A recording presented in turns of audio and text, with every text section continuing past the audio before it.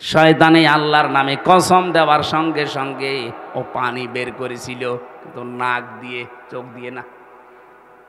ও আগেই কেঁদে ফেলেছিল, চোখে কিন্তু পানি নেই, নাকে পানি এখনো। নাক যে কেমন ছিল ওইটা ওখানে লেখা নেই। এটা তো নাক কেমন আমরা দেখতে পাই, এই জন্য নাকের পানি দেখা যায়, চোখের পানি পাওয়া যায় না।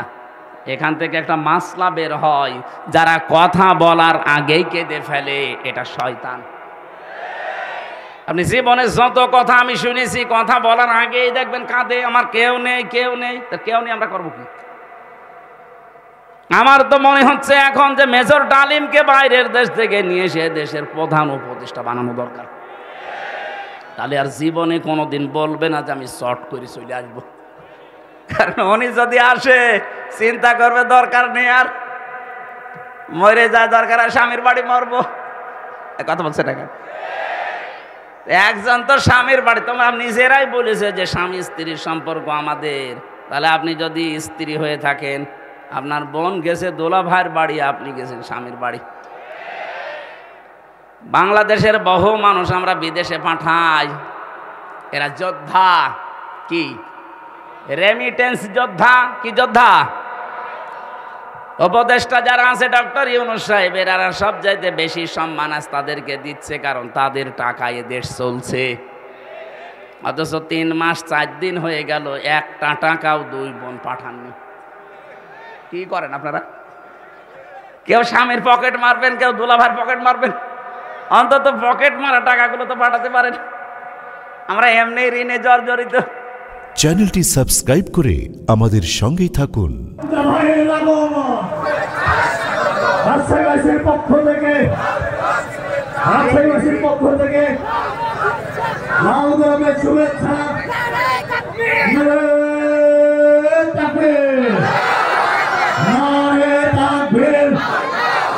ঠাকুরের আলো সংসদে জালো, প্রধানমন্ত্রীর আগমন। রাজশাহীবাসীর পক্ষ থেকে লাল গোলাপ শুভেচ্ছা।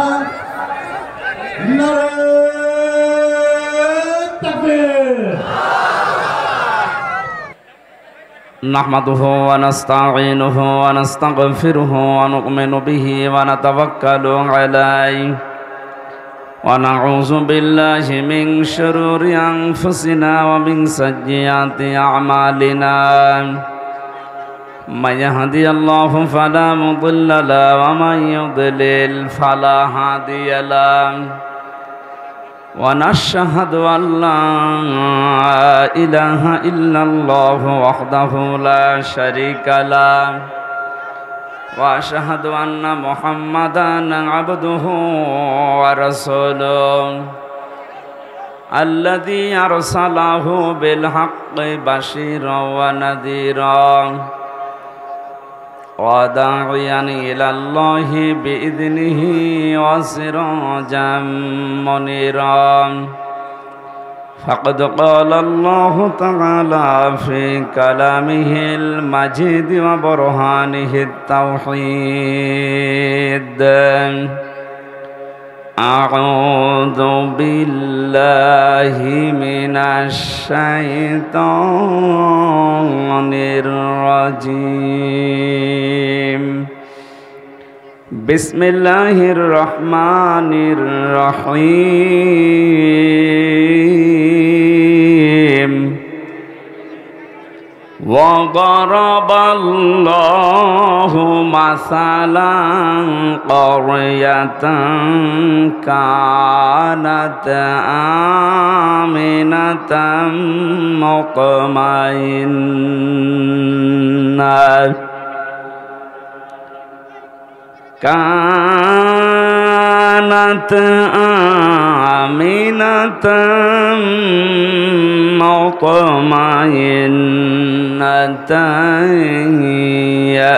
يأتيها رزقها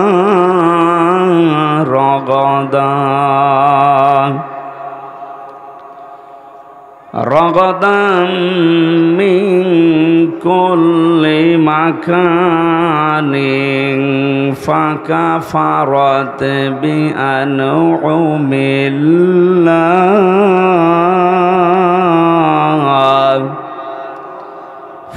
فأذاقها الله لباس الجوع والخوف بما كانوا يصنعون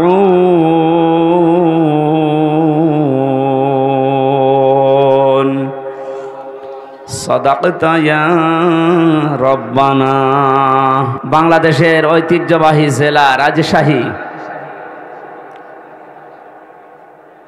তেরখাদিয়া স্টেডিয়াম সংলগ্ন বিভাগীয় মহিলা ক্রীড়া কমপ্লেক্সের জামিয়া বায়তুন নূর মাদ্রাসা বহরমপুর রাজশাহীর উদ্যোগে, না বাড়ি খাই কেন, এক কমিয়ে দেন, এক কমিয়ে খালি রেভাব দেন। ছেলে বসো বসো বসো বসো। মহাবিশ্বের মহাবিশ্বয় আমাদের মালিক, আমাদের মনিব মহান রব্বুল ইজ্জাত আল জালালের মুখের পবিত্র বাণী কোরআনে কারীম।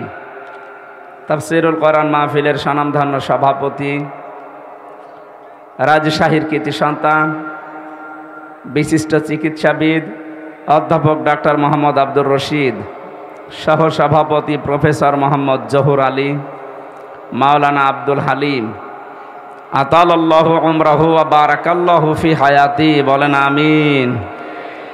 মাহফিলের প্রধান অতিথি শাইখুল মাশায়েখ, বিশিষ্ট ইসলামিক চিন্তাবিদ, রাজনীতিবিদ জনাব মোহাম্মদ ইমাজউদ্দিন মণ্ডল। বিশেষ অতিথিও যত মানুষের নাম দিয়েছেন, আমরা এমনি সময় কম পাচ্ছি, সবার জন্য একবারই দোয়া করছি, ওয়া রাফা'না লাকা যিকরাক, এদের মর্যাদার সম্মান আল্লাহ যেন আরো বাড়িয়ে দেন।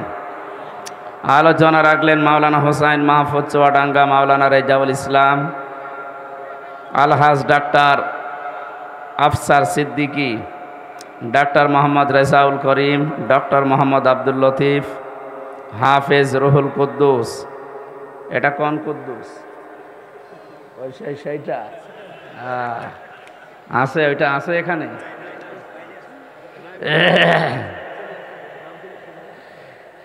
জনাব জসিমউদ্দিন সরকার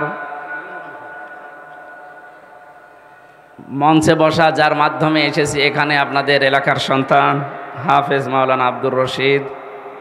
সামনে বসা মুসলমান ভাইরা, পর্দার আড়ালের সম্মানিতা মা এবং বোনেরা, প্রশাসনের ভাইরা, প্রাণপ্রিয় রাজশাহীবাসী, আল্লাহর দরবারে নত শিরে শুকরিয়া আদায় করছি। ওয়াদানা আনকা ওয়িজরাক আল্লাযী আনকাদা যহরাক, ১৫০০ বছর আগে আয়াতটা নাযিল হওয়া। নবীজিকে আল্লাহ জানিয়েছেন, হে নবী, আপনার পিঠকে বাঁকা করে রেখেছিল একটা বিশাল বোঝা, ওই বোঝা আমি আল্লাহ নামিয়ে দিয়েছি।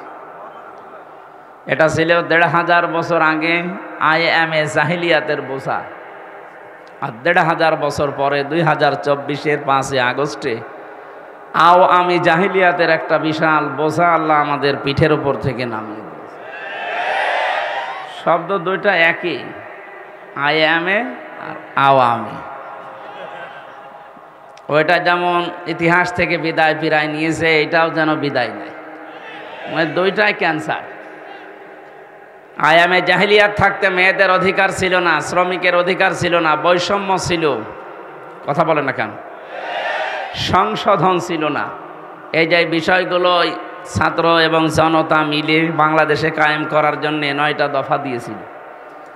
এরা বৈষম্য দূর করার জন্য যে সমস্ত দফা দিয়েছিল, তার ভেতরে কোরআনে কারিম থেকে আমি 3টা পেয়েছি। সূরা নাহালের 90 নম্বর আয়াত থেকে। আমরা যেহেতু ওই আলোচনায় না, আমার আজকে তাফসির মাহফিলে আপনারা লিখে দিয়েছেন, নির্ধারিত আয়াতের ওপরে আমরা তাফসির করব, এই জন্য ওদিকে যাচ্ছি না। তারপরে কোরআনে কারিম কেন্দ্রিক যে কথাগুলো আছে আমি টাচ দেব ইনশাআল্লাহ। যে আল্লাহ আমাদেরকে এরকম একটা বিশাল বোঝা নামিয়ে আমাদের মাজা সোজা করার মতো, পিঠ বাঁকা হয়েছিল, এটা সোজা হয়ে মেরুদণ্ড সোজা করে দাঁড়ানোর মতো একটা সময় দিলেন, সুযোগ করে দিলেন। এটা যেন স্থায়ী হয়, সে ব্যবস্থা করা লাগবে। এ নিয়ামতের শুকরিয়া যদি এভাবে আদায় না করেন, আজকের তেলাওয়াতকৃত আয়াতে দেখবেন অনেকগুলো তথ্য বের হবে বাংলাদেশ সম্পর্কে ইনশাআল্লাহ। আল্লাহ কোরআনে কারিমকে সহজভাবে উপস্থাপন এবং বোঝার তৌফিক আমাদের দান করেন। যিনি এই ময়দানে আসরের পর থেকে মাগরিব পর্যন্ত সময় আমাদেরকে দিলেন, খুশি হয়ে বলেন আলহামদুলিল্লাহ। কোরআন যারা শুনতে এসেছেন, দুইটা হুকুম আল্লাহর, ফাস্তামিউ লাহু আনসিতু, চুপ থাকা লাগবে, শোনা লাগবে। তাহলে কয়টা শর্ত পেলাম কোরআন শুনতে বলেন তো? শুনতেও হবে, চুপ থাকা লাগবে, দুইটাই নফল। ফরজ বলেন বলেন। ফরজ তরক করলে কি হয় জানেন? ৭,০০০ বছর জাহান্নামে থাকা লাগে। এই জন্য শুনতে আসলাম কি আর এখন কি করছি, এই জন্য কষ্ট হলেও চুপ থাকবেন। কথা তো বলা যাবেই না, চুপ থাকবেন আর শুনতে হবে দিলের কান এবং এই বাইরের বাহ্যিক কান দিয়ে। আল্লাহ আমাদেরকে আয়াত মেনে চলার তৌফিক যেন এখন থেকে দান করেন। আমরা যারা বলতে আসি, আমাদের কিছু দায়িত্ব আছে। আমাদের দায়িত্ব কি? আল্লাহ পাক বলেন, কিতাবুন উনজিলা ইলাইকা ফালা ইয়াকুন ফি সাদরিকা হারাজুম মিনহু লিতুনযিরা বিহি ওয়া যিকরা লিল মুমিনিন। কিতাবুন, আল্লাহ বলেন একটাই মাত্র কিতাব পৃথিবীতে আমি আপনার কাছে দিলাম, শুধু সোমা খাবেন আর মাথার উপরে রেখে দেবেন। এটা ক্লাস চলছে পাশে, ভার্সিটি না, বিশ্ববিদ্যালয়ে যেভাবে ক্লাস নেয় ওনারা তো উন্নত ক্লাস নেয়, আমরা ছোটখাটো ক্লাস নিচ্ছি। জবাব দেবেন 1 2 3 4 এর ছেলে মেয়েরা যেভাবে বুঝলেও জবাব দেয়, না বুঝলেও দেয়, ওইভাবে দেবেন। একেবারে ঠিক বলে উঠবেন, ঠিক আছে?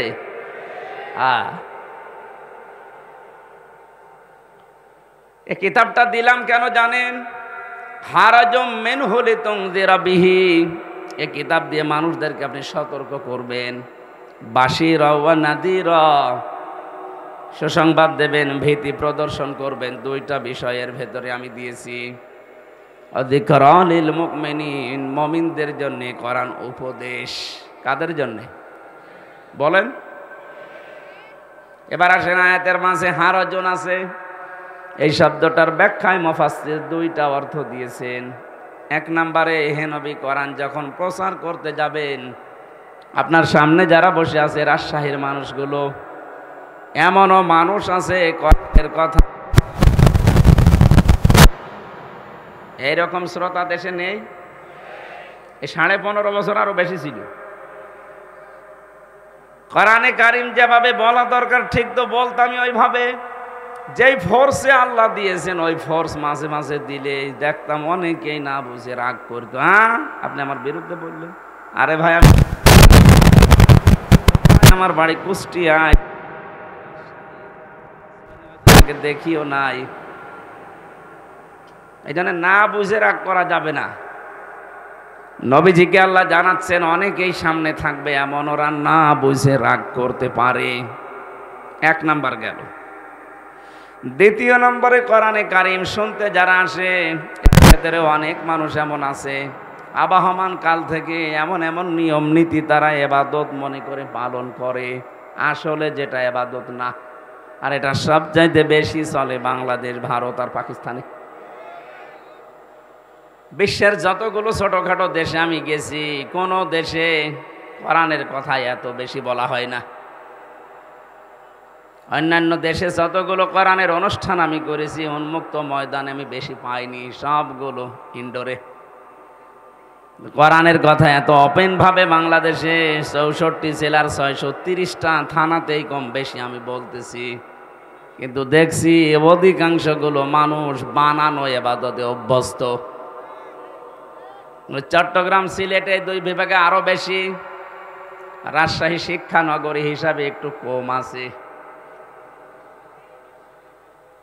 এবার আমি একটা গোপন কথা বলছি। পৃথিবীতে 3টা অপরাধ যদি মানুষ করে, ওই 3টা অপরাধের শাস্তি দুনিয়া আখিরাত মিলিয়ে আল্লাহ ডবল করে দেবে।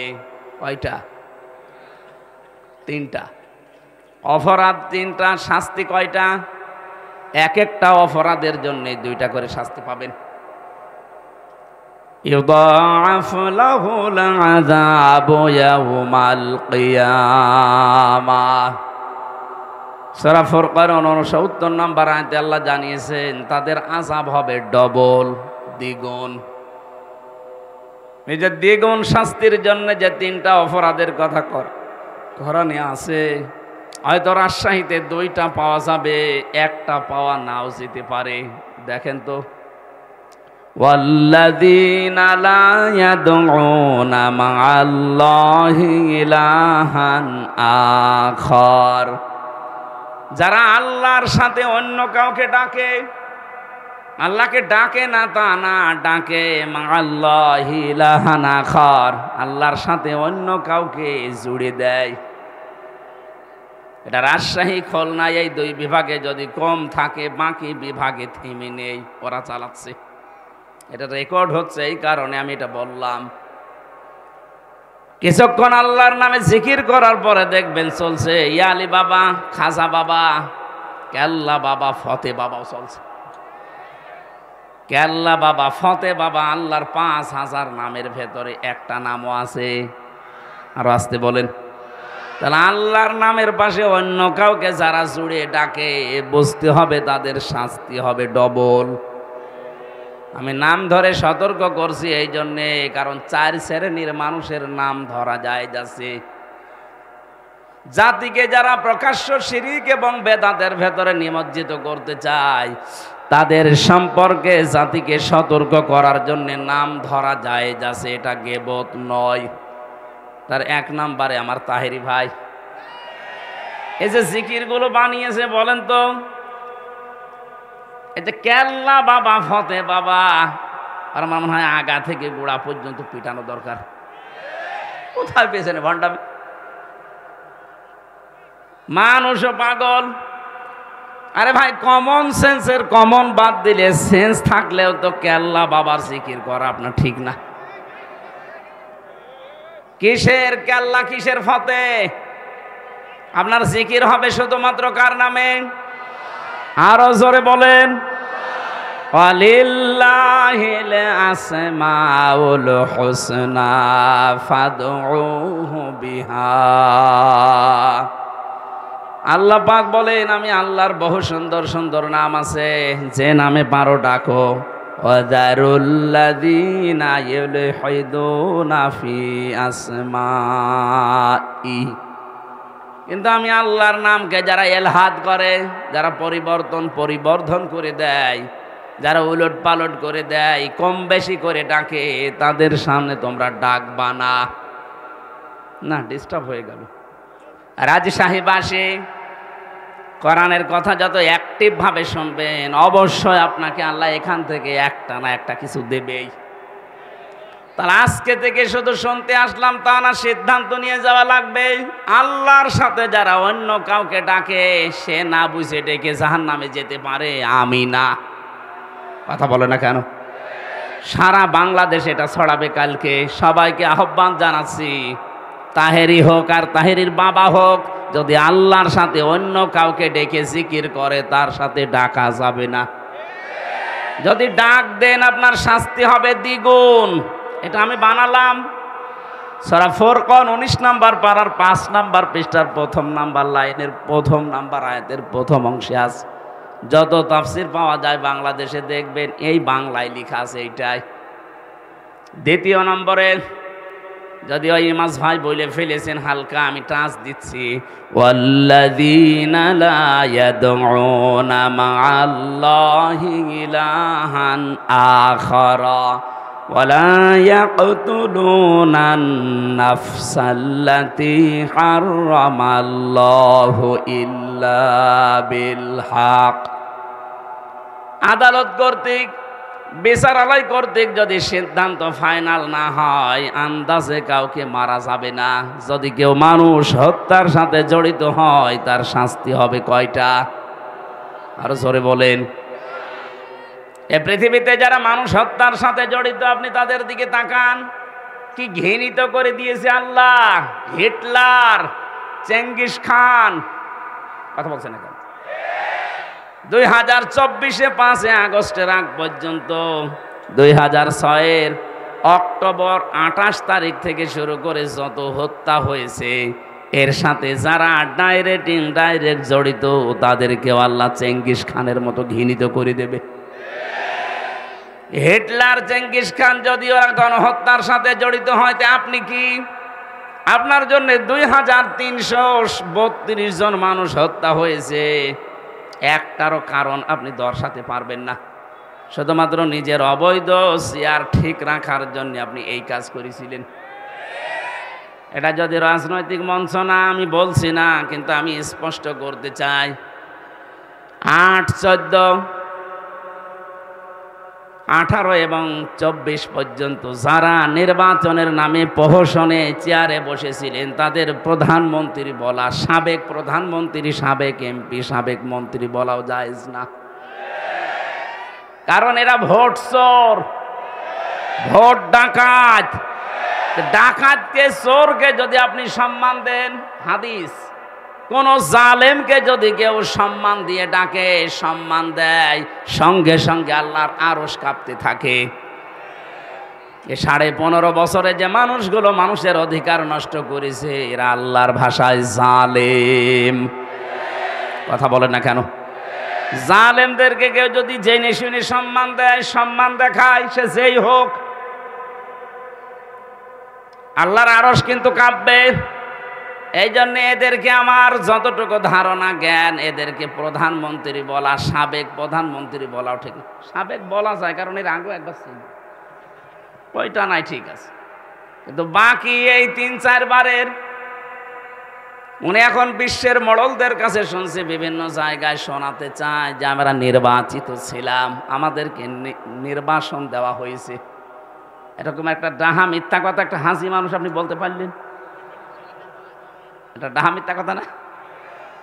এই 15.5 বছরে বাংলাদেশে নির্বাচন হয়েছে, কোনো শয়তানও বিশ্বাস করবে না। আমার মনে হয় কোনো ঘোড়াকে যদি জিজ্ঞাসা করেন, ঘোড়া পর্যন্ত হাসবে। একটা কথা বলবি, নির্বাচনের আগে যারা ঘোষণা দিয়ে দেয় 154 জন, দিনের ভোট যারা রাতে করে, এ মানুষগুলো নির্বাচিত হওয়া এই শব্দ বলে কোন লজ্জায়? আপনি মিথ্যা বলছেন বলেন, কিন্তু হাসি নামটা কেটে দিয়ে বলেন, কারণ আমিও হাসি। কে কথা বলছে না? কারণ এটা আমার গায়ে লাগে। মানুষ আপনাকে তো 5ই বলবে, তখন গায়ে লাগবে আপনার। আমিও তো হজ করেছি, টাকা খরচ করি। যেন এমন কাজ করেন না আমার হাসি আপা, যেন আমার আবার বদনাম হয়। সিম্পেতে আপনি পাবেন না, কারণ আল্লাহর উপরে, আল্লাহ আবার নিজে আপনার উপরে মামলা দেবে কিয়ামতে। ইন্নামাস সাবিলু আলাল্লাযিনা ইয়াযলিমুনান নাস। আল্লাহ পাক বলেন, অবশ্যই আমি নিজে মামলা দায়ের করব যারা মানুষ হয়ে মানুষের উপরে জুলুম করে। এই 15.5 বছরে যে জুলুম হয়েছে, তার নিজের প্রমাণ তো আমি নিজেই। কথা বলেন না কেন? আমার ওপরে যে 3টা বছর জুলুম হয়েছে, এটার প্রমাণ আমি নিজে। আর মানুষেরটা বলার দরকার নেই। আর আমার চোখে আমি যা দেখেছি ওই মাটির নিচে, এটা তো আরো বড় প্রমাণ। আপনার এই দেশে যদি কিছুই না করে থাকেন, শুধু আয়না ঘরের সাথে যারা জড়িত, তারা আল্লাহর মামলার আসামি। মানবতার কত লঙ্ঘন হয়েছে আপনি জানেন? সাদা চামড়ার মানুষগুলো মানবতার কথা শুনলে অনেক চুপসে যায়, যে মানবতা লঙ্ঘন হয়। এ 15.5 বছরে কি মানবতা লঙ্ঘন হয়েছে আমি নিজের চোখে দেখে এসেছি। এত বড় বড় নখ হয়ে গেছে এক একজনের, চুল দাড়ি গপ, মনে হচ্ছে জঙ্গল থেকে একটা লোক বেরিয়ে আসতেছে। রাতের বেলা যখন নিয়েছে, তো মাঝে মাঝে কান্নার আওয়াজ পেতাম ওই মাটির নিচে আয়না ঘরে। আমি তো মাত্র কয়েকদিন, 10 দিন মতো শুনেছিলাম নাকি এখানে, এবং ওই পুরাতন আয়না ঘর, যেটা কেউ 8 বছর, 10 বছর, 14 বছরও পড়ে আছে, দুনিয়ার কেউ জানে না। যে সময় কান্নার আওয়াজ পেয়েছিলাম, মাঝে মাঝে যাবার সময় জিজ্ঞাসা করতাম, ভাই কি পরিচয়, কি নাম কি? আস্তে করে আওয়াজ আসতো। চোখ যখন একটু খুলে দিত, দেখতাম এখানে লিখাই যে এত বড় বড় নখ। নখগুলো দিয়ে দেওয়ালের সাথে খসিয়ে খসিয়ে মোবাইল নাম্বারটা লিখেছে, আর নিচে ভাঙা ভাঙা অক্ষরে লিখেছে, ভাই যদি বাইরে কেউ যেতে পারে এনে নাম্বারটা জানাবেন যে আমি বেঁচে আছি।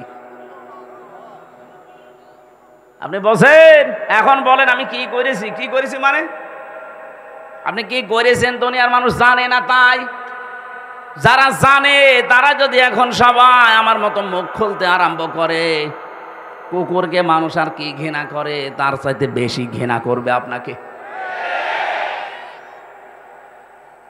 মুফতি ফখরুল ভাই আমাকে বলছিল যে হামজা আপনার সাথে কি করে আমি জানি না, তবে আমার এই পায়ের ভেতর দিয়ে হাত দিয়েছিল, এই যেখানে এইভাবে, এবার পায়ের ভেতর দিয়ে হাত দিয়ে সামনে যে লোহার ব্যারিকেড দেওয়া ওর সাথে হাত হ্যান্ডকাপ দিয়ে টাঙ্গিয়ে দিয়েছে, টান লাগলে হাত কেটে যায়। তারা প্রায় 5 মিনিট 10 মিনিট পরে খুলে দিলে তো হয়, বছরের পর বছর। মাত্র 1.5-2 মিনিট সময় দিল টয়লেট করার জন্যে, পচা ছোলা কয়েকটা দিয়ে যেত সকালে, তাও 1 মুঠ মতো। দুপুর বেলায় 1 মুঠ খাবার দিয়েছে, তাও মনে হচ্ছে 4-5টা তরকারি দিয়ে কেউ মাখিয়ে দিয়েছে। পারলে খান, না পারলে রোজা রাখেন। 5 দিন 10 দিনই তো মানুষ অস্থির হয়ে যাওয়ার কথা, কারণ এদিকে 3.5 হাত, এদিকে 1.5 হাত, এতটুকু জায়গা। আর একটা মানুষ সেখানে পড়ে আছে 14 বছর। অবশ্য সুবহানাল্লাহ, ওর মাথা তার মানে পুরাই কেটে দিয়েছে। পাগল ওইটা ঠিক আছে। কি ভয়ঙ্কর অবস্থা বলেন তো, বর্ণনা শুনি আমার এখন নিজেরই ভয় করে, অথচ আমি কাটিয়ে আসলাম 3টা বছর। শরীরে এখন বিভিন্ন রকমের রোগ আজ বাসা বেঁধেছে, এমনি না। এখনো পর্যন্ত আমি স্বাভাবিক না, স্বাভাবিক হতে আমার সময় দেওয়া লাগবে। আল্লাহ রাব্বুল আলামিন বলেন, জালেম যারা আমি এত রেগে থাকি তাদের প্রতি, নিজে কিয়ামতে তাদের বিরুদ্ধে আমি মামলা দায়ের করব, বিচারক আমি নিজে, মামলার বাদীও আমি নিজে। আপনার কি মনে হয় বলেন তো, আমাদের বিরুদ্ধে যদি সলিমদ্দি কলিমদ্দি কেউ মামলা দিত, আমার 3 দিনের বেশি রাখতে পারতো না। কারণ আমি যে জায়গায় ছিলাম, বাংলাদেশের শ্রেষ্ঠ ধনী যারা, তাদের ভেতরে একজন আকিজ গ্রুপ, নাম শোনেননি? আমি তাদের খতিব ছিলাম। কয় টাকা লাগবে আপনার? কিন্তু আমার এমন মানুষ মামলা দিয়েছে যিনি দেশ চালাচ্ছে। এই জন্য টাকা দিয়ে তো ওখানে কাজ না। মামলাটা কতবার সিএমএম কোর্ট, জজ কোর্ট, হাইকোর্টে তুলেছে, বলে না হবে না, লাল দাগ মারাজ। অথচ কয়েকদিন আগে ওই মামলাটা তুলেছিলাম, পুরাটা খারিজ করে দিয়েছে। বিচারপতি এভাবে মামলার নথি হাতে নিয়ে বলছে, কি দেখে বিচার করব, এর তো কোনো মাল নেই, যান সব খালাস করে দিলাম। বলতে গেলাম যে স্যার এটা তো 3 বছর আপনার হাতেই ছিল, তখন তো বলেন যে যেমন মাল নেই, এখন বলছেন মাল নেই। এইটাই বলতো যে হুজুর কিছু করার নেই, আমার হাত বাঁধা ছিল। কথা বলেন এখন, আমার হাত বাঁধা ছিল, এই জন্য আমি কিছু করতে পারি না। এখন হাত খোলা আছে। যত মামলা এরকম বানানো মিথ্যা আসবে, আমি কি সাক্ষীও দেখব না, দেখলেই বুঝতে পারি যে এটা বানানো নাকি। কি মামলা আমি পড়েছিলাম, আমার সাথে একজন ছিল, বলছে হুজুর ঘরে ঘুমিয়েছিলাম, ঘর থেকে তুলে আনলো, চোখ খুলে দেখছি আমি কি গো, থানার গারদে। আমার এখনো ঘুমের ঘর কাটে নিয়ে, ঘুমে অবস্থায় থানার গারদে। পরে জিজ্ঞাসা করছে আমি কোথায়, থানায়। কেন? গাছ কেটেছিস। কখন? স্বপ্নে। কি চলছিল বলেন দেশে, এই চলছিল। এক একজনের নামে মামলা কত 313টা পর্যন্ত পেয়েছি, 570টা মামলা দিয়েছে একজনের নামে। আমারও বলছিল রিমান্ডে যা বলতে বলি এগুলো যদি ম্যাজিস্ট্রেটের কাছে না বলেন 50টা মামলা দেব। আমি বললাম যে স্যার আপনি কি মামলা বানাবেন? বলছে সব বানানো আছে, শুধু লিখে দেব। অথচ সারা 15 বছর ওরা ছড়িয়েছে যে আমরা ন্যায় বিচার কায়েম করছি। এই দেশ নাকি ন্যায় বিচারের রোল মডেল ছিল। এই হচ্ছে ন্যায় বিচারের নমুনা। এটা আমার নিজের সাথে, তাই বললাম। আমার ধরা থেকে শুরু করে ছাড়া পর্যন্ত পুরাটাই মিথ্যা। ধরিয়ে নিয়ে গেল আমার বাড়ির 2 তলা থেকে, পরের দিন পেপারে দিয়েছে না ওনারা আমরা চোড়হাঁস থেকে নিয়ে এসেছি, পুরাটা মিথ্যা। আর এরপরে যে সাক্ষী 3টা বছর যত রকমের পোড়াটা কি শুরু করেছিল, আর আলেমদেরকে তোলার সময় ওরা এত ভয়ঙ্কর অবস্থা তৈরি করতো আদালতে, মাজায় দিত দড়ি, সে মোটা দড়ি, হাতে দিয়েছে হ্যান্ডকাফ, ডান্ডা বেড়ি দিয়েছে পায়ে, আবার লোহার টুপি দেওয়ার পরে বুকের ওপরে একটা বুলেট জ্যাকেট পরিয়ে দিয়েছে। ও দৃশ্য দেখে মনে হচ্ছে আরে বাবারে কি না কি, অথচ কিছুই না। এই কাজ যারা করতো আজ তাদের কিছু কিছু মানুষকে রাজশাহী বিভাগের একজন কালকে নাকি হাইকোর্টে রিট দিয়েছে পলক সাহেব, যা আমি একজন এমপি একজন মন্ত্রী আমারে ডিভিশন না দিয়ে আমার জঙ্গিদের ভেতরে রেখেছে। আরে ভাই আপনাকে যে বাঁচিয়ে রেখেছে এইটাই তো কপাল ভালো।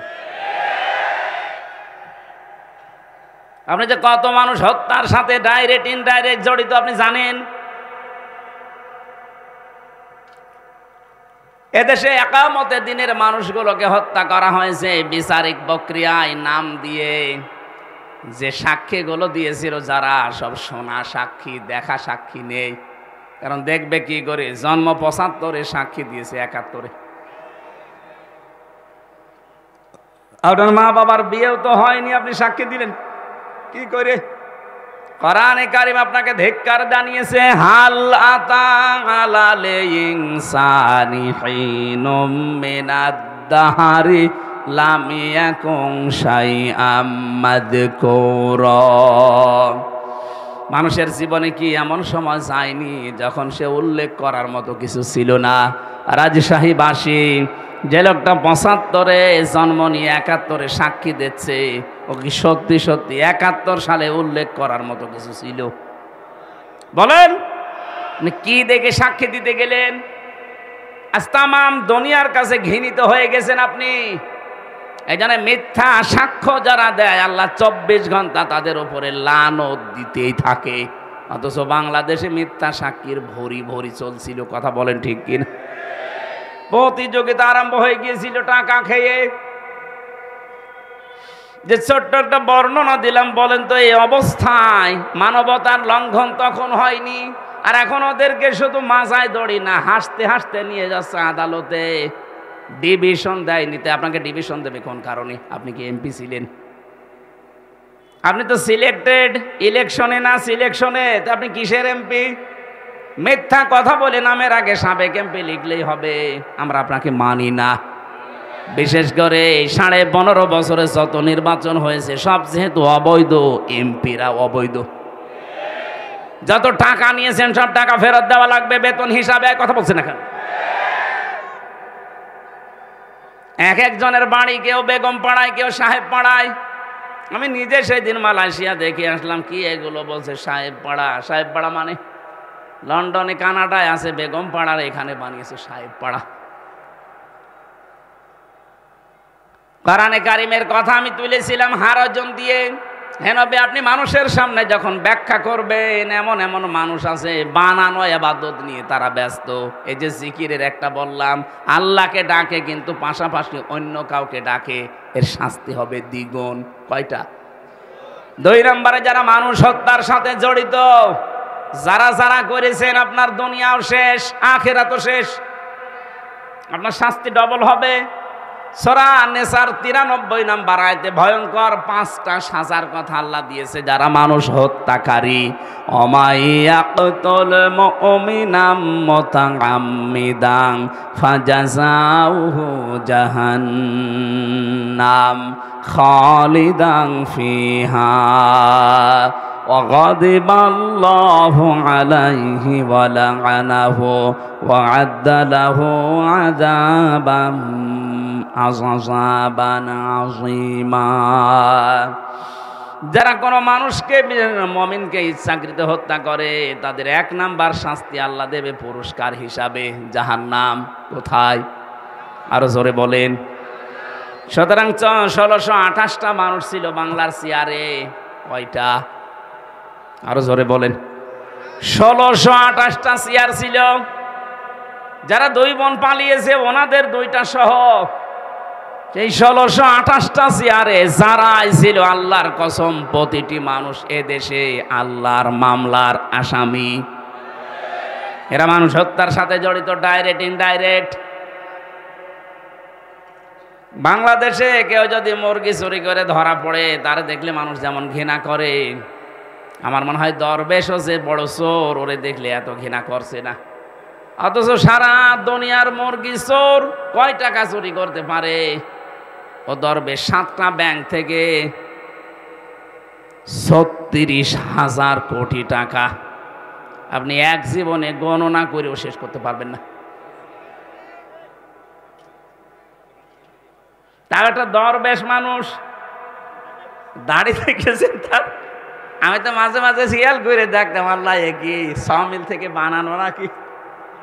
এর মাথা থেকে শুরু করে পায়ের চটি পর্যন্ত সব সাদা, বাকি যেগুলো দেখা যায় না ওগুলো সাদা। কথা বলে না কেন? কি অবস্থা ছিল তার! সাদা মনের মানুষ, অথচ 36,000 কোটি টাকা মারিং কাটিং তার নামে। মুরগি চোরের যদি এদেশে ঘৃণা করে মানুষ, এরে তো আমার মনে হয় 36 বার ঘৃণা করা দরকার। দরবেশের যদি অবস্থা হয়, তাহলে ধরবেশ যেগুলো দরবেশের বেশ ধরেছিল, ওদের অবস্থা কি?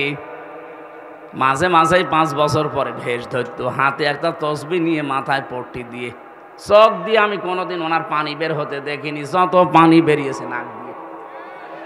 দেখবেন, আমি ওনার জীবনে যত ছবি দেখেছি চোখের পানি পাইনি। ভিডিও দেখলে দেখতাম কাঁদতেছে, রুমাল দিয়েও মোছে, কিন্তু নাকের পানি।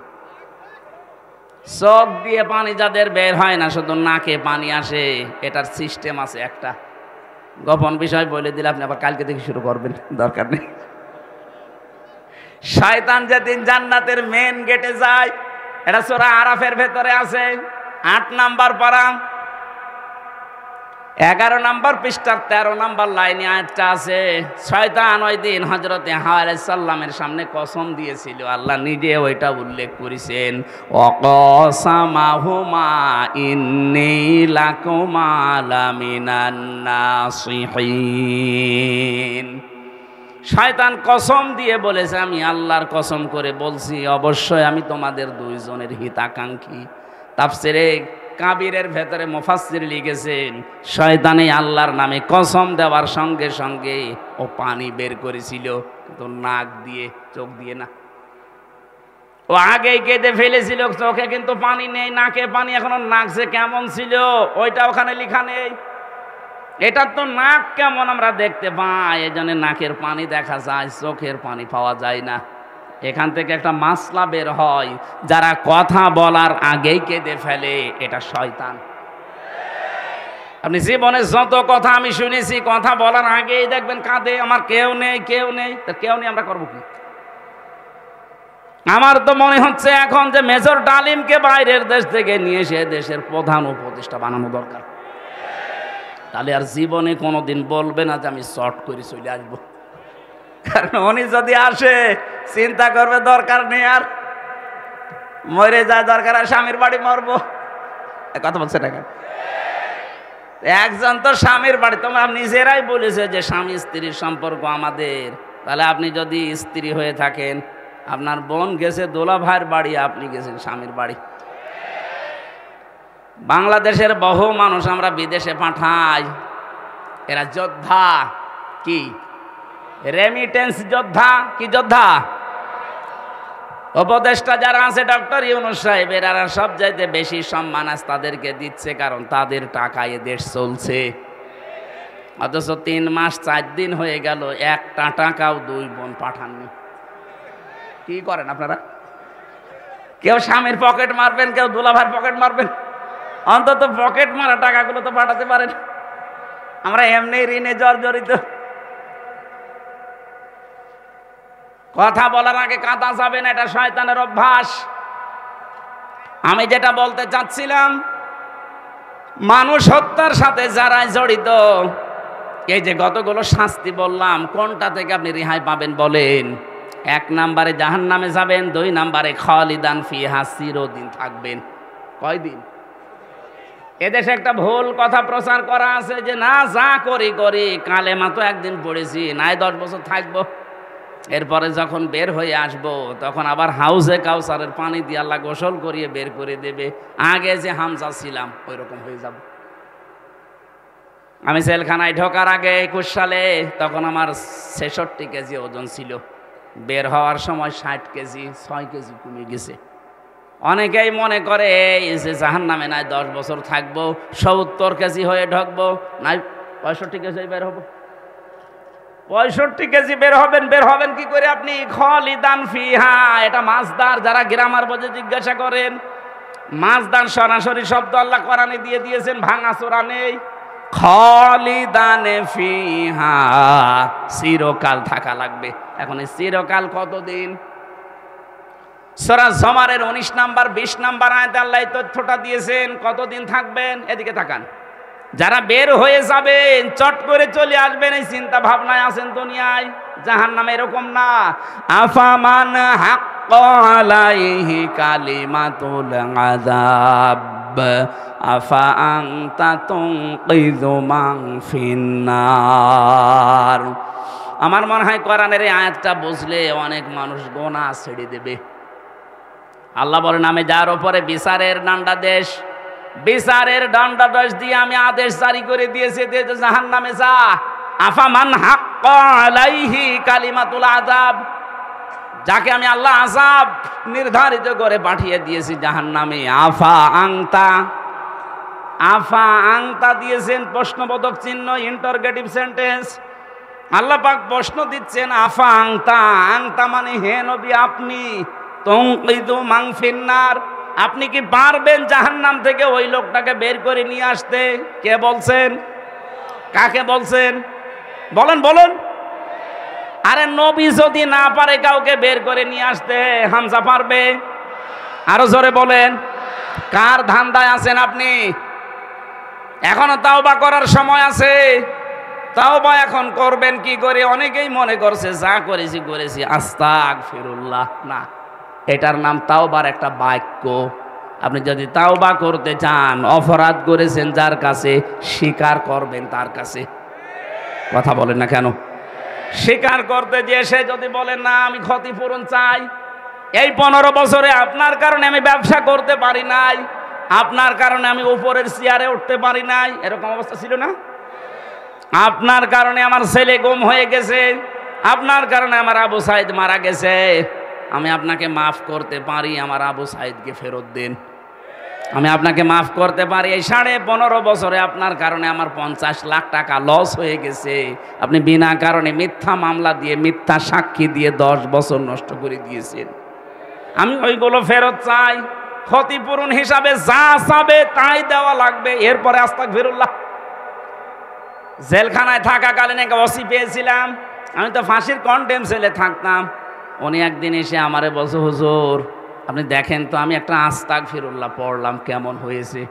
আমি মনে করছি বোধহয় আস্তাগফিরুল্লাহ হা রব্বি মিন কুল্লি বলবে। ও আল্লাহ না, বলছে আমি বাইরে ছিলাম।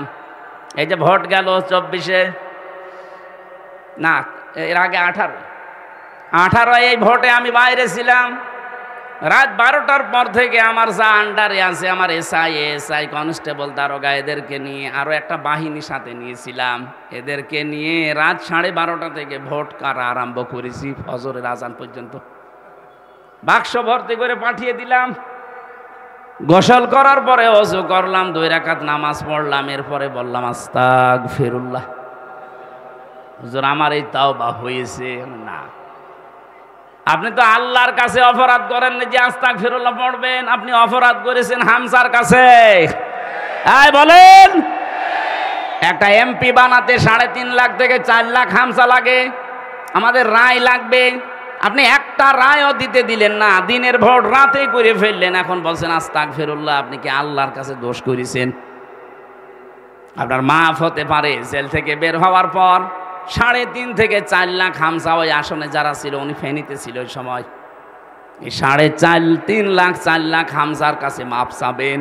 ওরা যদি মন থেকে বলে ঠিক আছে যান ছেড়ে দিলাম, তারপরে পড়বেন আস্তাগফিরুল্লাহ। কিন্তু ভয়ঙ্কর বিষয়, আপনি এই 3.5 থেকে 4 লাখ হামজার এই 4-5 বছরে অনেকেই মারা গেছে, তাদের পাবেন কোথায়? সুতরাং জালেমকে যারা অত্যাচারী মানুষদেরকে যারা চেয়ারে টিকিয়ে রাখতে গিয়ে নিজের জীবনটাও ধ্বংস করে দিলেন, কি করলেন আপনি বলেন তো? এখান থেকে শিক্ষা কি? আল্লাহ রাব্বুল আলামিন সূরা নমল 19 নাম্বার পারা 20 নাম্বার পৃষ্ঠা 7 নাম্বার লাইনের 52 নাম্বার আয়াতের মাঝের অংশে জানিয়েছে, খুব ভালো করে শুনবেন। ফাতিলকা বুয়ুতুহুম খাবিয়াতাম বিমা যালামু। আল্লাহ জানে এই হাত দিয়ে দেখাচ্ছে, ওই রাজশাহীর মানুষরা, ফাতিলকা বুয়ুতুহুম, এই সেই ঘরগুলো। যদিও আল্লাহ এটা হযরত লূত আলাইহিস সালামের জামানার কাহিনী আমাদেরকে স্মরণ করাচ্ছেন, কিন্তু বাংলাদেশের সাথে আয়াতটা মিল আছে। আল্লাহ বলেন এই সেই ঘরগুলো, খাবিয়াতাম বিমা যালামু, এই ঘরের বাসিন্দা যারা ছিল, মালিক যারা ছিল, তাদের জুলমের কারণে এই ঘরগুলো আমি আল্লাহ উজাড় গৃহ বানিয়ে দিয়েছিলাম, জনশূন্য বানিয়ে দিয়েছিলাম। দেখেন না কেমন পড়ে আছে। আমার তো মনে হচ্ছে ১৫০০ বছর পর ২০২৪ সালের ৫ই আগস্টের বিকাল ৫টা বাজতে বাজতে আয়াতটা আরেকবার নাযিল হয়েছে। আল্লাহ যেন সারা বাংলাদেশের মানুষকে দেখাচ্ছে, ফাতিলকা বুয়ুতুহুম, বাইতুন না বুয়ুত, বহু বছর। একটু তাকাও না কেন জালেমদের ঘরের দিকে? কি জনশূন্য উজাড় গৃহ হয়ে পড়ে আছে ঘরগুলো। এর বাস্তব প্রমাণ দেখেছে আমার কুষ্টিয়ার হানিফের বাড়ি। বিকাল ৫টা বাজতে বাজতে একটা ইটও জনগণ রাখে নাই, টয়লেটের প্যান পর্যন্ত খুলে নিয়ে চলে গেছে। হ্যাঁ, আমার মনে হয় ও যদি থাকতো ওর সব কেটে শেষ করে দিত। শুধু একটা, আমার তো ৬৩০টা থানায় যাওয়া হয়ে গেছে প্রায় কম বেশি। যত জায়গায় যাচ্ছে দেখি জালেমদের বাড়িগুলো আজ আয়াতের সাথে মিল আছে। খাবিয়াতান, আল্লাহ বলেন আমি জনশূন্য করে দিয়েছি, ঠিক জানো তাই। কেউ আর এখন ওখানে থাকে না, বাড়ি ঘরগুলো এখন অভিশপ্ত, উজাড় গৃহ হয়ে গেছে। এত দামি বাড়ি যেটা মানুষ গেলে অনেকে চমা খেত।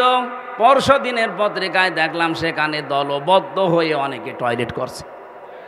হ্যাঁ, জামাতবদ্ধ টয়লেট চলছে। আমি 16 সালে একবার হজে গিয়ে কাবা শরীফ তাওয়াফ করার পর ওই উপরে গেলাম, যে দেখে আমার পেটে যন্ত্রণা। এক পুলিশ ডাকলাম, ইয়া সাদিক তাল, বন্ধু এদিকে আসেন। কি? এতক্ষণ তো আমার ভালোই লাগছিল, হঠাৎ আমার পেটে ব্যথা করছে, কি কারণে? এখানে ডাক্তারের কোনো কি ফার্মেসি এগুলো কই? আমারে বলছে ইয়া হাজিউল হজ্জাতাই না বিলাদুকা। ও হাজি, দেশ কোথায়? জি তুমি বাংলাদেশ। বাংলাদেশ থেকে এসেছি। আমারে বলছে হাজি জানেন না এটা কোন জায়গা? না তো। আবু জাহেলের বাড়ি। আপনি এখনো পায়খানা না করে দাঁড়িয়ে আছেন, তাড়াতাড়ি করেন। পায়খানা করে দেখে আমার পেটের যন্ত্রণা ব্যথা ভালো হয়ে গেছে। আমার মনে হয় আল্লাহ আমাকে জানাতে চেয়েছে, হামজা এত টাকা খরচ করে আসলে আরে শয়তানের বাড়িতে পায়খানা না করে চলে যাবা, তাড়াতাড়ি করো। ১৫০০ বছর পরে ঠিক জালেমদের বাড়িগুলো আল্লাহ ওই কায়দায় বানিয়ে দিয়েছে। নাই দেখেন এই পেপারে যে একেবারে হেডলাইনে ৭-৮ জন মিলে যাচ্ছে, মনে হচ্ছে জামাতবদ্ধ প্রসাব চলছে, এক একজন এক এক দিকে মুখ দিয়ে। প্রত্যেকের হয়তো পেটে ব্যথা, আমার মতো নয়, কোনো মান্নত করে যাচ্ছে। কথা বলছেন এখন আল্লাহ খাবিয়াতানটা মনে হচ্ছে দেখিয়ে দিয়েছে। খাবিয়াতান মানে উজাড় গৃহ, জনশূন্য, মানব শূন্য করে দেব, শয়তান পর্যন্ত ওখানে থাকবে না, এমন ভুতুড়ে করে দেব। আল্লাহ তাই করে দিয়েছে। পরশুদিন আমার মনে হয় আমার ছিল দিনাজপুরে, ওখানে যিনি ছিল তার বাড়িটা এখন জাতীয় টয়লেট হয়ে গেছে। রাজশাহীর অবস্থাও একই। কথা বলেন না কেন? এর পরের শব্দটা বলার জন্য আমি এ পর্যন্ত এসেছি। এখানে আরবি গ্রামার যারা বোঝে লামে তাকিদ আছে, দেখবেন ইন্না ফি যালিকা লায়াতাল লিকাউমিন ইয়ালামুন। আল্লাহ পাক বলেন অবশ্যই এর ভেতরে শিক্ষা আছে তাদের জন্য যে মানুষগুলো দুনিয়া একটু জ্ঞান রাখে। কি নেবেন এখান থেকে শিক্ষা? এত বড় বড় জালেমদের 15.5 বছর এত বড় ক্ষমতাধারী মানুষ। আমি হানিফ সাহেবের নাম বললাম কারণ কি দাপট ছিল দেখেছেন। কথা বলছেন না কেন? কুষ্টিয়া সহ প্রায় 15টা জেলায় আমারে আসতেই দেয়নি। 3 বছর জেলে রাখার পরও ওর স্বাদ মেটে নাই। আমার নিজের জেলা কুষ্টিয়া, অথচ আশপাশের প্রায় 14-15টা জেলায় আমারে ঢুকতে দেয়নি। বলছে অন্য হুজুর নিয়ে আসো, হামজা যেন না আসে। অন্য হুজুর এসে আপনার বাবার কথা বলবে। কোথায় গেলেন আজকে? কোথায় আছেন আপনি? খুঁজতেছে আপনাকে জনগণ, কই না আর কোনো খোঁজ নেই। বাড়িটা এখন জাতীয় টয়লেট বানিয়ে দিয়েছে আল্লাহ। তার সম্পদাদি আজ কোথায়? কোটি কোটি কোটি কোটি টাকার মালিক ছিল। হ্যাঁ, আত্মীয় স্বজন দেশে নেই, সব কানাডায়। স্ত্রী সন্তান ছেলে মেয়ে যা আছে সব পাঠিয়ে দিয়েছে। এ দেশে ছিল, কোথায় আছে আল্লাহ জানে, আর সে জানে। এখান থেকে আল্লাহ লামটা তাকিদ দিয়ে আমাদেরকে জানাতে চেয়েছেন, বাংলার মানুষেরা, এরা এত বড় দাপটওয়ালা মানুষ যদি এখন জাতীয় টয়লেট বানিয়ে ফেলে বাড়িঘর জনগণ, 5 বছরের জন্য সামনে যারা আসবা এরাও যদি এদের মতো জুলুম করো, তোমাদের বাড়িঘর টয়লেট হয়ে যাবে। আমি আশা করি বুঝে ফেলেছেন। এরপরও যদি না বোঝেন, এদিকে আসেন। আপনারা কোরআন দিয়ে বুখারি দিয়ে হবে না, বাকারি লাগবে। রেকর্ড হচ্ছে, এই জন্য বলছি যারা আসবেন চেয়ারে ভবিষ্যতে তারা যেন জালেম হয়ে যাবেন না, কারণ জালেমদের কোনো ছাড়। বলেন বলেন, জালেমরা মামলার আসামি কার? আমরা যদি এদেশে মামলা নাও দেয়, আল্লাহ নিজে মামলা দেবে। এই দিকে খেয়াল করে চেয়ারে বসলে জুলুম করবেন না। শুধু চেয়ার মানে ক্ষমতার এই চেয়ারই না, আছে যে চেয়ারে বসে আছেন ওখান থেকে, এই যে স্যার যে চেয়ারে বসে থাকে, ওনার নিচে যারা কাজ করে সবাই ওনার কাছে এতিম। কথা বলেন না কেন? ইমাম সাহেব যে চেয়ারে বসে আছে, ওনার নিচে যা আছে সব ওনার কাছে অসহায় এতিম। চেয়ারে বসে যদি আপনার কারণে জুলুম হয়ে যায় কারো প্রতি, ওই লোকটা যদি কিছু নাও বলে, আপনি কিন্তু আল্লাহর মামলার আসামি। এটার নাম বাংলায় বলে আল্লাহবাদী কেস। কি বলে? পুলিশের কাছে বাধা দিলে পুলিশবাদী কেস হয়। আর এগুলো সব আল্লাহর সাথে সম্পৃক্ত।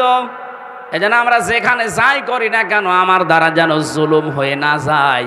বিশেষ করে মানুষ হত্যার মতো জঘন্য অপরাধে আমরা যেন না জড়াই। 3 নাম্বার, ওয়ালা ইয়াজনুন, জেনা করা যাবে না। আর জেনার 6 লাভ চলছিল। কি অবস্থা বানিয়েছিল জেনার! এটা সমকামিতা পর্যন্ত জারি করে দিয়েছে। কয়েকদিন আগে 4-5 দিনের খবর, কুষ্টিয়ার 2 মেয়ে তারা জোটবদ্ধ হয়েছে যে আমরা মেয়েতে মেয়েতে বিয়ে করব, যদি না দেন 2 জনই আমরা মরে যাব। কোথায় পৌঁছিয়েছে ওরা বলেন তো? অথচ এটা আল্লাহর পুরা সিস্টেমকে পাল্টিয়ে দিয়েছে। একজন নারী পুরুষের প্রতি, পুরুষ নারীর প্রতি আকর্ষণ আসবে, এটা স্বাভাবিক। মহিলা মহিলায় বিয়ে করবে, তে আমরা কি ঘাস কাটবো? জেনা থেকে বাঁচতে হলে 2টা ঔষধ খাওয়া লাগবে। ডাক্তার আছে এখানে, কতগুলো ডাক্তার ঔষধ নিয়ে বসে আছে। সূরা নূর 30 নাম্বার আয়াতের ঔষধ। ভালো করে শোনেন। قل للمؤمنين يغضوا من أبصارهم ويحفظوا فروجهم ذلك أزكى لهم إن الله خبير بما يصنعون। এই 2টা ঔষধ আমি সহ যারা এখানে এসেছি এখন থেকেই 2টা ঔষধ প্রয়োগ করব। কথা বলেন ঠিক কিনা? 1 নম্বরে, হে নবী, মুমিন পুরুষদেরকে বলেন তারা যেন তাদের চক্ষুকে নিম্নগামী করে রাখে। এই চোখ নিচু করে রাখা লাগবে। 14 জন মহিলা বাদ দিয়ে দুনিয়ায় যত মহিলা আছে সবাইকে, এই 14 জনের ভেতরে আপনার মা, আপনার বোন, আপনার নিজের মেয়ে, আপনার ভাইয়ের মেয়ে, বোনের মেয়ে, এরকম ফুফু আছে, খালা আছে, 14 জন মহিলা, এদের সাথে পর্দা করা লাগবে না। পর্দা করা লাগবে না মানে হ্যাঁ, তাদের মুখমণ্ডল, হাতের কবজি আর পায়ের পাতা বাদ দিয়ে তাদের ওপরের শরীর ঢেকে রাখা লাগবে। কিন্তু তাদের সামনে আপনি যেতে পারবেন, কিন্তু 14 জন বাদ দিয়ে পৃথিবীর যে কোনো মহিলার সামনে পেছনে যদি কেউ যেতে চায়, কথা বলতে চায়, মাস্ট বি তাকে চক্ষু নিম্নগামী করা লাগবে। এখন তো অনেকে বান্ধবীর সাথেও চক্ষু নিম্নগামী না, আরও আল্লাহর রাস্তায় দেখে নিয়ে বলে কি সুন্দর তুমি, আমি আল্লাহর সৌন্দর্য দেখছি। বলেন নাউজুবিল্লাহ। শয়তান কিন্তু বসে নেই এইটাকে তীর হিসাবে ব্যবহার করে আপনার চরিত্র ধ্বংস করে দেবে। এই জন্য আজকে থেকে আমি সহ যারা যেটা দেখা সামনাসামনি জায়েজ নেই, ওটা মোবাইলে, ওটা টিভির পর্দায়, কম্পিউটারে দেখা জায়েজ নেই। এই জন্য মোবাইলে যাদের এমন দৃশ্য আছে যেটা দেখলে নিজে নিজে ভালো লাগে, আনন্দ লাগে, কিন্তু অন্য কেউ দেখলে লজ্জা লাগে, এই মুহূর্তে ওইটা ডিলিট করে ফেলেন। নিজে দেখলে আনন্দ পান, ভালো লাগে, অন্য কেউ দেখলেই লজ্জা লাগে, এরকম কোনো দৃশ্য যদি মোবাইলে থাকে এক্ষুনি ডিলিট করা লাগবে। কারা কারা করবেন হাত তোলেন তো। দাঁড়িয়েলা মানুষ দেখি মোবাইল দেখি কি আছে, হ্যাঁ দেখেন তো ভিডিও ফাংশন দেখেন কি আছে। আপনি কি রাখেন মোবাইলে ডিলিট করে দিয়ে থাকলে? আলহামদুলিল্লাহ, না ওনার সৎ সাহস আছে। কিন্তু বহু মানুষ এমন এমন দৃশ্য মোবাইলে রেখে দেয়, নিজে নিজে দেখলে আনন্দ লাগে, অন্য কেউ দেখলেই লজ্জা পায়। এ আছে না? কথা বলেন না কেন? চক্ষু এটা হেফাজত করা লাগবে, নিম্নগামী। 2 নম্বরে লজ্জা স্থানের হেফাজত করা লাগবে। যেইটা আপনার সাথে বিয়ে হয়েছে ওইটাই ফাইনাল। আরে ভাই, আমাদের বিয়ে শাদী এটা শুধুমাত্র মজা করার জন্য না।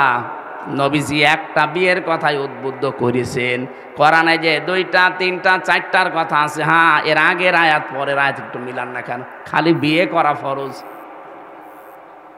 একটা বিয়ে ঠিক আছে, পরের যদি কেউ বিয়ে করতে চায় 1 নাম্বার দেখতে হবে অসহায় মেয়ে কিনা, 2 নম্বরে বিধবা কিনা, 3 নম্বরে তালাক প্রাপ্তা কিনা।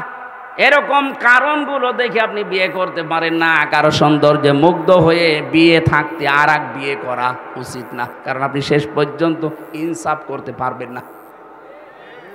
আমরা যেটা বানিয়ে নিয়েছি আমাদের নিজেদের মন মতো করে, এইটা নিয়ে রিমান্ডে আমারে 10 দিনের প্রায় 8 দিন পর্যন্ত উল্টাপাল্টা প্রশ্ন করেছিল ওই মুসলমান নামে ওই নামধারী কাফেররা। আজ আমরা যদি এই কাজগুলো না করতাম, রিমান্ডে আমার 8 দিন একাদের টর্চারটা করতে পারতো না। অথচ এটা আল্লাহ পাক কোনো দিন এইভাবে দেননি। এর আগের আয়াত পড়ে না, পরের আয়াত পড়ে না, শুধু নিসারে 3 নাম্বার আয়াত পড়ে আমারে টর্চার করেছে।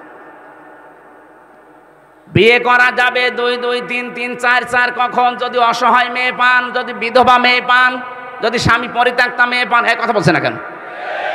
এরকম মেয়ে লোক পাইলে আপনি তার অসহায়ত্বের সুযোগ নিয়ে বিয়ে করে তাকে প্রতিষ্ঠিত করেন। ওরে আল্লাহ, আমি তো মনে করছি এখনো 1 ঘন্টা আছে।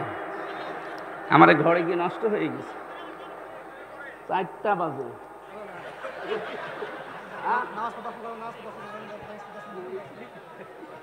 আরে ঘড়ি বাদ দাও, এটা ঘড়ি হইলো এত রওশনের সাথে হয়ে গেছে।